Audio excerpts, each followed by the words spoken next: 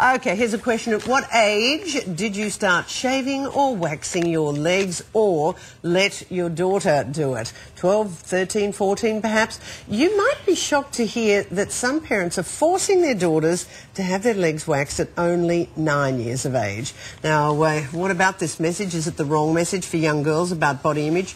Educator and author Dannielle Miller. Good morning, Dannielle. Good morning. Let's get straight to 9 years of age.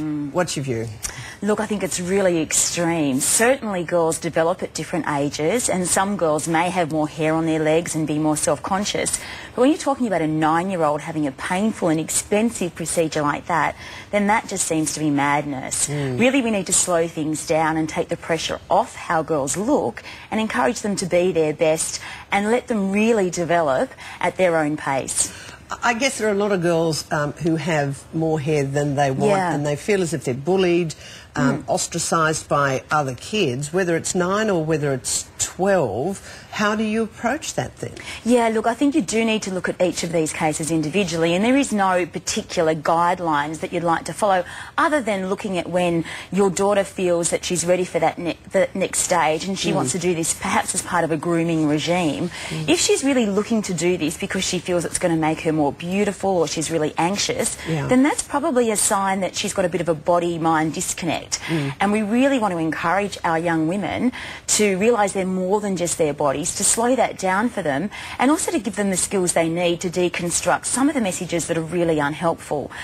Girls are bombarded with airbrushed images that certainly don't show things like hairy legs, but it's perfectly natural. But what age do you let girls start taking certain milestones and steps? Yeah, look, cognitively and emotionally, young women, by the time they are at the end of primary school or the beginning of high school, might want to look at something like shaving as a first step, because that's not as painful or as expensive. Yeah, because pouring hot wax on your legs, ripping the hairs out by the roots, never appealed to me anyway. No, and look, it depends very much on your body. I mean, I'm quite fair, and I didn't need to shave my legs till I was in about year 9. But when we get to the age, appropriate ages, what about wearing, makeup, colouring their hair, getting a spray tan? So makeup, at what stage do you let your daughter start wearing makeup? I think it depends for what purpose they're using the makeup. So if little girls want to play around with grandma's old lipsticks and do a bit of fairy painting, that can be a lot of fun.